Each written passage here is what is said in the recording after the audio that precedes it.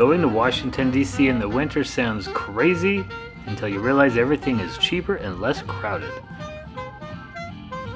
This is Matt with We're in the Rockies, and in this video, we're out of the Rockies, 2,000 miles away in the nation's capital.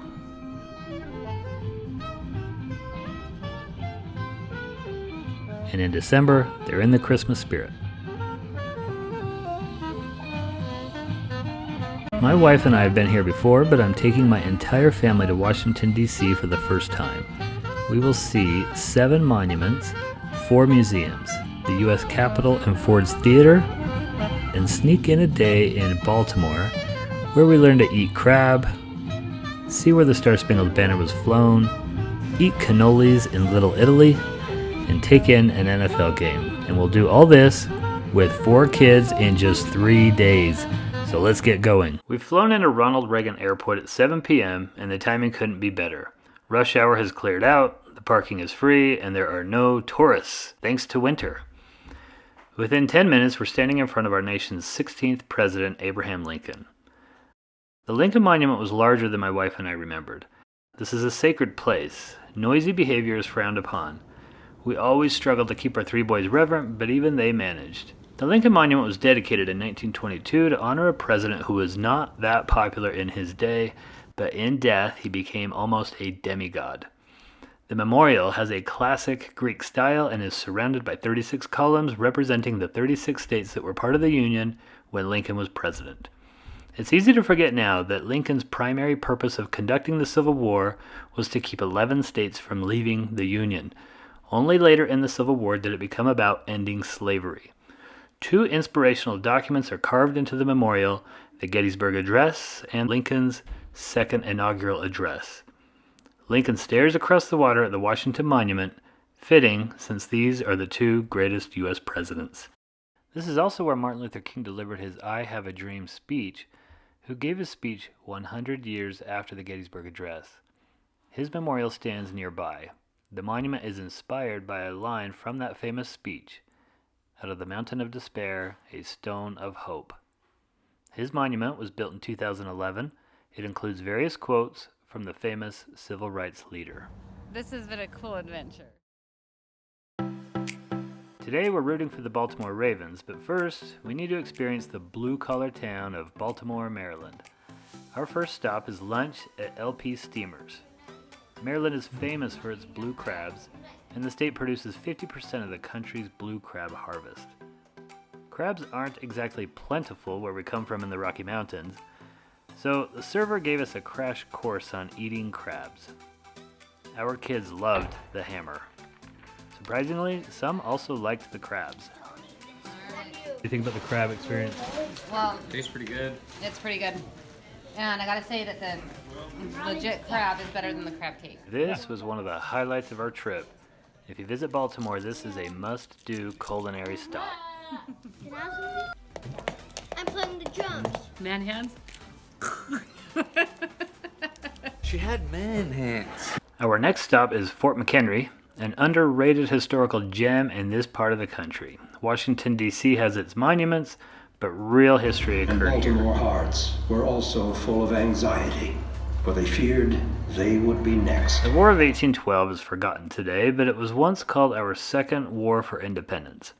After shaking off England in the Revolutionary War, we did battle again about 30 years later. The reasons for the war are complicated and involve Napoleon of France, the British literally kidnapping our sailors, and plenty of good old American ego. We were just a young country, scrappy and hungry, and we were outmanned and outgunned.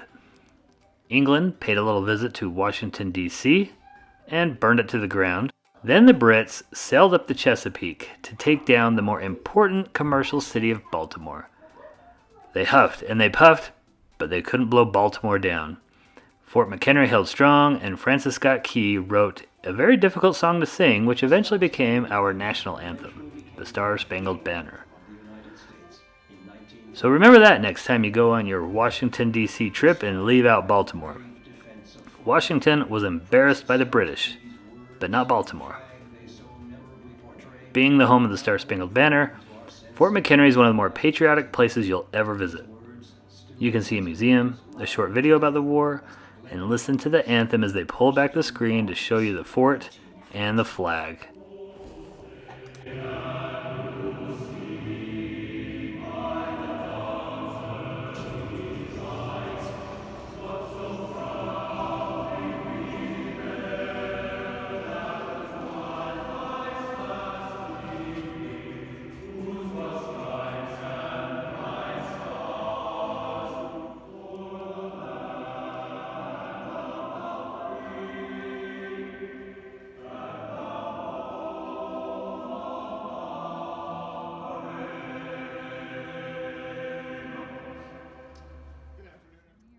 The original flag is located in Washington, D.C., and we'll see it tomorrow. For now, we enjoy a stroll through Fort McHenry and learn about life as a soldier in the 1800s.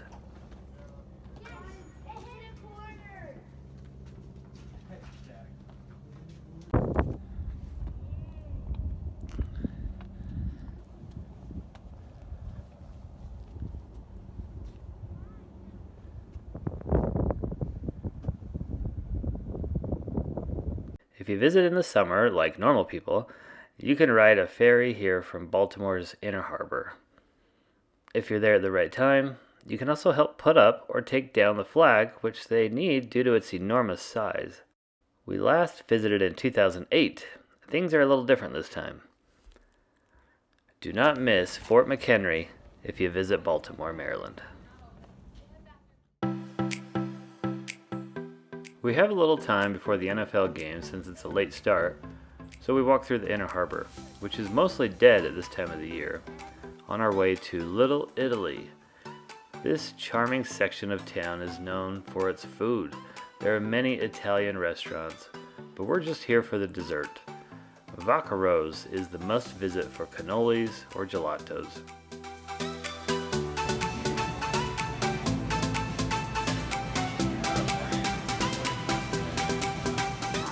It's game time, so we catch an Uber to the stadium. If you're only here for 3 days, you must use Uber to get around quickly.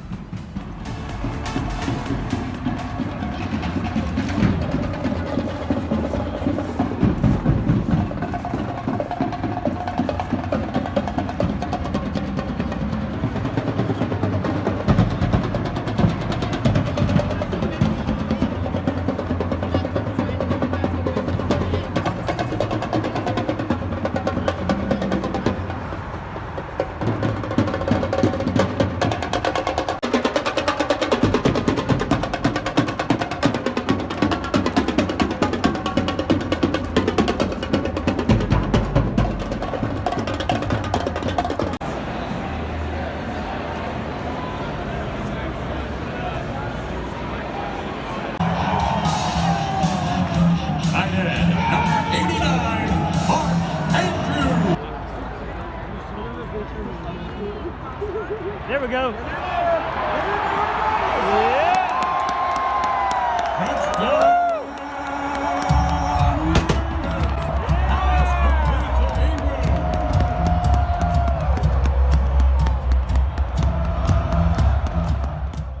The game was frigid, but the good guys won. So the next day we had a little bounce in our step. It rained on us a bit, but that's the trade-off of traveling in winter. Here's a vacation and a life tip. Always bring your own weather. Don't let rain ruin your vacation, and don't let setbacks ruin your life. You have more power to control your happiness than you think. Our next stop is the American History Museum in Washington, D.C., where we can actually see the Star-Spangled Banner.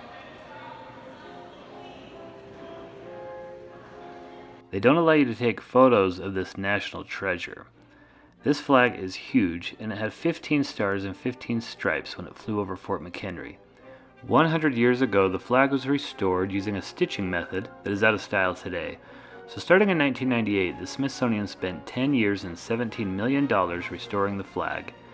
The flag was originally sewed not by Betsy Ross, but by Mary Pickersgill in this little house in Baltimore, which you can visit today.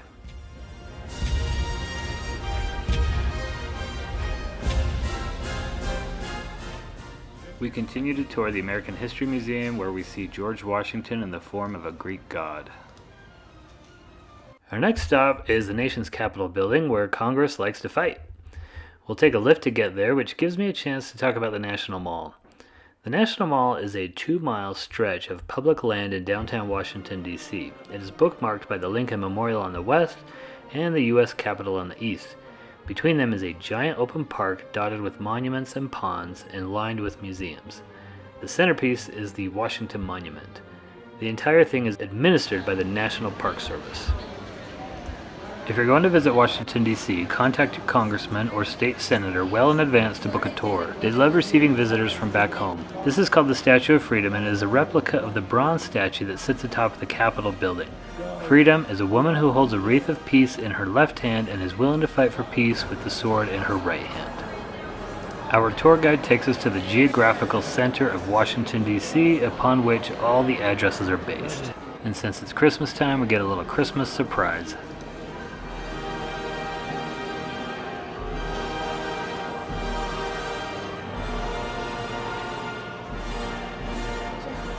This is the room the Senate used to meet in.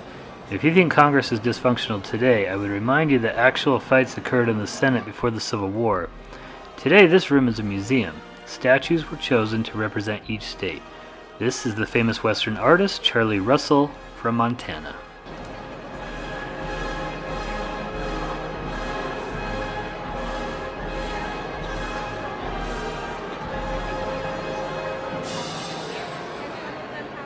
This is the Rotunda of the Capitol.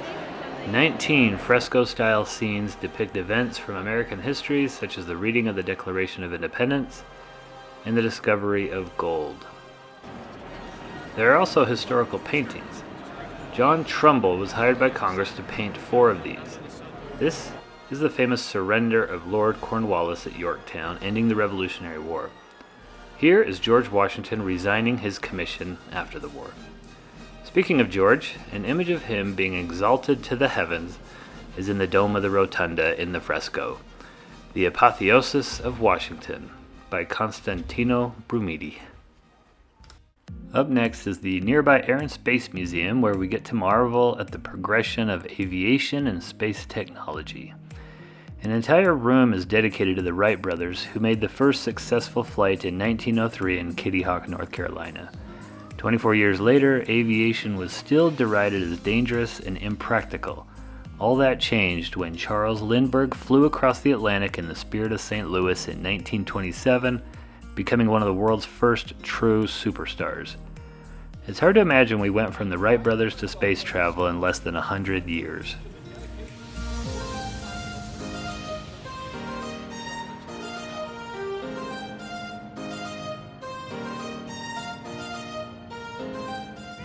But the interactive displays are what keeps the kids' attention. What you guys doing at Jedi?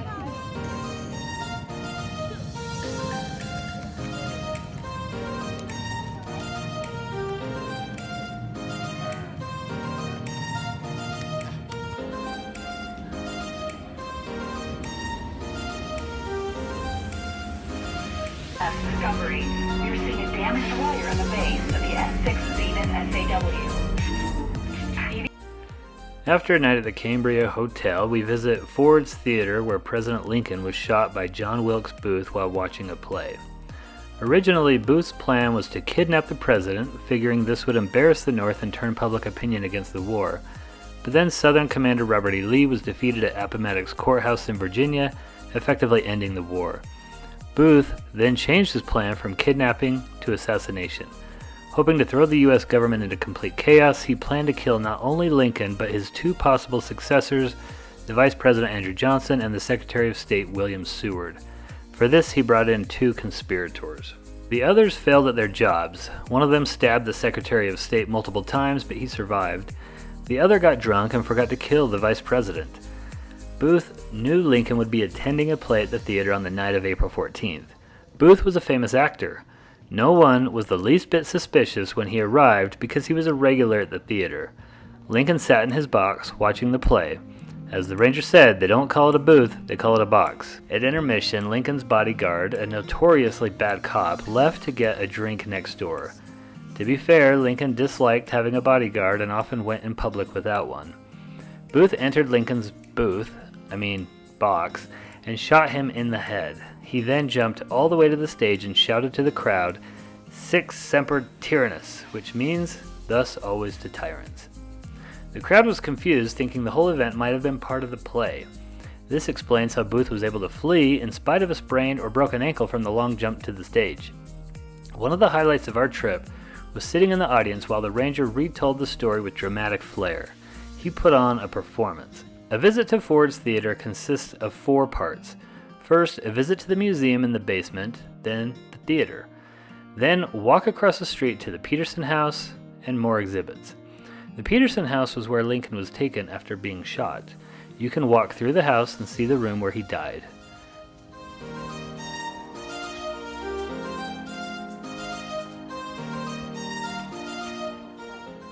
An exhibit finishes the story by telling about Booth's escape attempt. He fled across the Potomac River into Virginia, where he was eventually found and shot. He is buried in Baltimore. In death, Lincoln became a martyr. As you leave the exhibits, a tower of Lincoln books reminds us that he continues to be lionized in media as one of the great heroes in American history. Here's a tip for visiting Ford's Theater.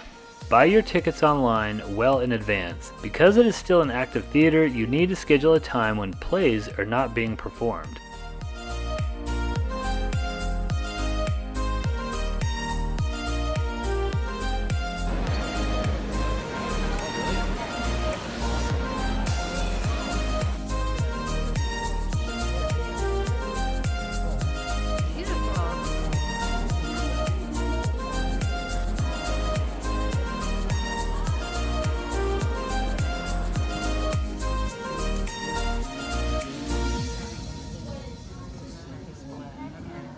Okay, how did the kids feel about the Hope Diamond? I think they gave it never-ending thumbs down. As we head to our final 2 monuments, we're greeted by this delightful street performer. At about 550 feet, the Washington Monument is the tallest building in Washington, D.C. It's also the tallest stone structure and the tallest monument in the world. It honors our nation's first president, George Washington. The monument is surrounded by 50 flags representing the 50 states. From the monument, you can see the Lincoln Memorial. I've talked a lot about Lincoln in this video, and the historians generally put Lincoln number 1 and Washington number 2 in presidential rankings. I don't find much sense in ranking presidents, personally. As JFK said, we have no idea the decisions they must make behind doors. But if I had to choose, I put Washington number 1. We forget that when America began, it was an experiment. No one gave it a chance to survive. Washington won our independence and was the glue that kept everything together in the early days. However you rank them, I like this poster I saw at Ford's Theater. Washington made and Lincoln saved our country. We got standby tickets to ride the elevator to the top of the monument, made much easier because it was winter. Our tour guide told us how the giant stones are held together by their own weight. No mortar needed. The top provides the best views of Washington, D.C.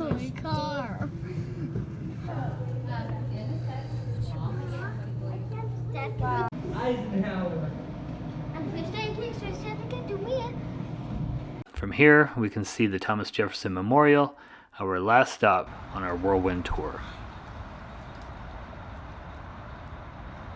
Of all the founders, Jefferson is the most mysterious. He could be childish, petty, and hypocritical, but he was absolutely brilliant. He was a true Renaissance man, adept at science, architecture, politics, and biology. A small museum below the memorial tells about his remarkable intellect. Jefferson is the author of the Declaration of Independence, one of the most influential and inspirational documents in history. The memorial is designed after Jefferson's own house, Monticello, which he designed after the Pantheon in Rome, Italy. This has been like 10 thumbs up, as Cooper would say. I have been amazed at in the few short days we've been here, all the things we've been able to do. And the variety, and I feel like we've slept in most days except for today. It's been good pace. It's been a great trip. Thank you so much for joining us on our journey. If you liked it, please click the like button and subscribe for more content.